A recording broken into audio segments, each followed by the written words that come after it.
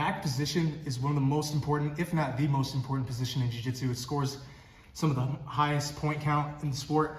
It also is the most dominant position. The human body is not designed to be dealing with threats from behind it. So you want to get to the back as much as possible. And one of the best ways to get to the back is through half guard. I'm already so close to my opponent's back, as opposed to a closed guard where I have both legs wrapped around him and I'm facing him. In a half guard, I'm basically halfway to his back. I actually just have to get past this arm. So we're gonna talk about a couple ways to get there. One of the most simple ways and one of the quickest ways, it doesn't look flashy, but it works so well, is just to do an arm drag from here. And when we do an arm drag from here, we actually end up with a hook in inside already. So it's a really good back take for that reason as well. So one of the ways we're gonna do this is to simply grab an outside wrist grip. Again, we don't wanna scare our opponent. None of our grips that we take when we try to hit these moves, guys, we wanna grab and hold, because that's just gonna incentivize them to pull out and not give us the grips. He's just gonna rip his hand back out and try to take it away from me. So we wanna go and surreptitiously grab the wrist. And now what we wanna do is take our hand to the inside, shoot our leg through and sit up as we come up on top. And now I have my elbow planted behind his, and I just need to start getting my chest over his tricep. If I don't have my chest over his tricep, he throws his arm back over, and we back over for a whizzer. And we end up wrestling, which is okay. We're gonna do some stuff from here, but that's not what we want in this. So we start here. I grab the outside wrist grip. I don't scare him. I just shoot my arm through, and I shoot my leg through at the same time, and I come up. I put my elbow on the ground to keep him from being able to take this arm up as an extra reinforcement, and I get my tricep over his, I get my chest over his tricep. Now I grab onto his hip and I heist up with my outside leg planted. I heist up and I already have a hook inside. One of the best options from here is just to go over the opposite shoulder. So I have the right hook in. I'm gonna go over his left shoulder, grab a power half Nelson, hang off of his body weight, crunch his chin to his chest, and take him over. I grab his wrist, I go inside, I push down as I pull. I don't wanna just have it limp here, because then I can just pull it out. I push and pull, makes it much harder for him to go away. And now I shoot through, I pull him by. As I'm coming up, I have my chest over his tricep to make sure he can't throw a whizzer back in. And now I have his hip, and I come up to my knee. I can throw in this power half, and I can crunch his chin to his chest, take him over to get my points.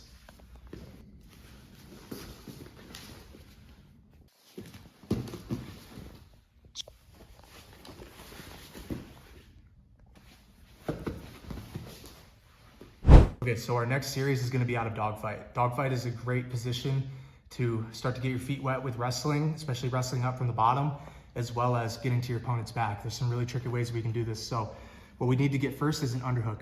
We don't wanna shoot an underhook and keep our knee shield here. The underhook is to create nearness, and the knee shield is to create distance. So if I'm using both at the same time, it's kind of an oxymoron, it's a contradiction. We don't need that. So we want to shoot our knee through as we come up into the underhook and keep our head here so it's hard for him to headlock us. Now I bump him forward and I need to hook with my outside leg behind his leg. I pull it out as I pull my bottom leg through in this direction.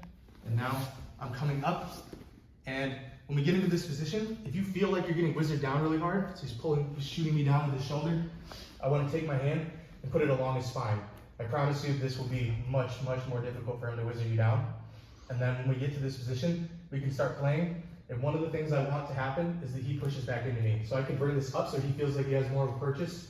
I push into him, and then when he pushes back down, I shoot my shoulder through and I turn my thumb down and I limp my hand out. A lot of times guys will face plant to the mat, and you can go behind them and grab a rear body lock, put your knee in front of their knee, and then you can take their back. So again, we'll go from here and we'll talk about some issues that can arise as well. So we get into the underhook, I shoot my knee through, he grabs a whizzer, he doesn't want me to get his back. So I take my leg over, open up that hook, take this leg out, and start climbing up into this position where his knee is through. And we get here.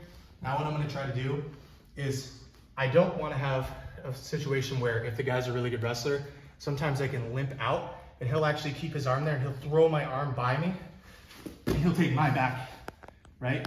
So we're gonna add in an additional step here. We have our knee behind his quad. We have our knee right in his hamstring right now.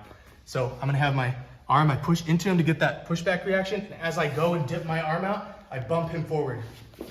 So I end up behind him. and I grab a body lock, put my leg in, I can start climbing into the back from here. One more time. I shoot through, I overhook the leg, come up into this dogfight, I push in, he pushes back, I bump him forward, and we end up taking his back. I push in, you push back, arm out, and bump forward. One final variation here, if we really want to make sure that they don't counter us and take our back, is that we can get our hips really high before we even limp arm out. So we get our arm through for an underhook. We do everything the same. We pull his leg through, start getting up into this position where we're wrestling. Now, I'm gonna take my arm lower so he doesn't whizzer me, and I'm gonna start putting my hand on the mat and running around to the backside. Now I'm completely behind his hips. There's no way he can take my back, and I limp arm out, and it's even easier. Now I end up in a cowboy ride position. If he tries to build up, I just put my hands in and put weight on him. We keep him down in this position until we can throw our hooks in for the win.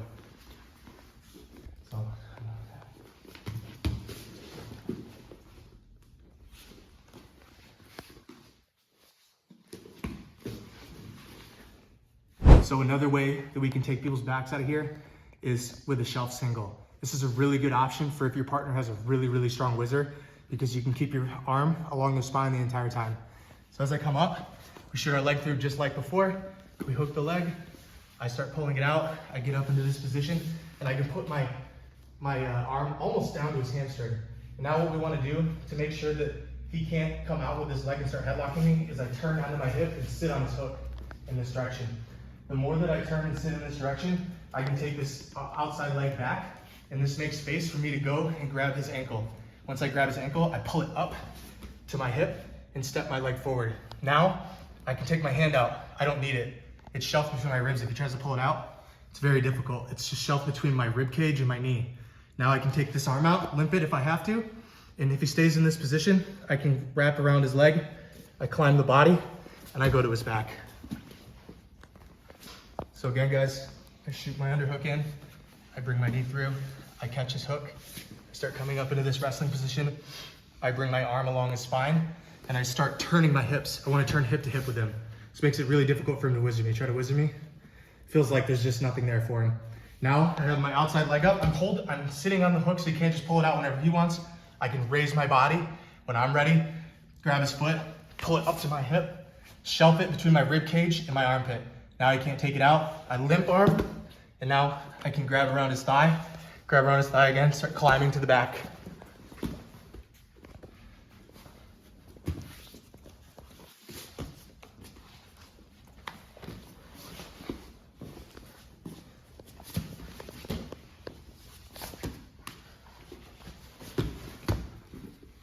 Okay, so this one, you guys are Time Planet folks. If you like the truck, some people call it crossbody ride if you're a wrestler.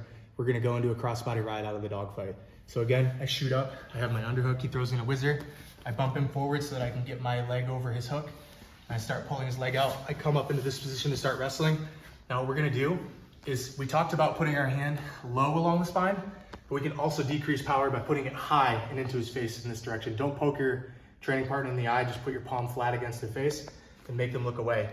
Now, I put my hand on the ground, I raise my hips up high, and I run around behind him. As I'm running around behind him, I'm inserting this hook. I put this hook in, and now I'm gonna turn, and I'm gonna grab his leg on the outside, and I'm gonna roll over my left shoulder.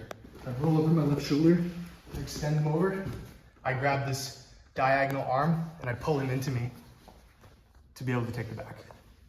So, shoot the underhook, I'm gonna grab around his hook. I start pulling it back. I get into our wrestling position.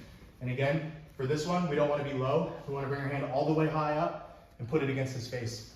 Now I raise my hips up off the ground when I'm ready and start running around to the outside. He keeps his whizzer in. He might keep it in, he might let it go.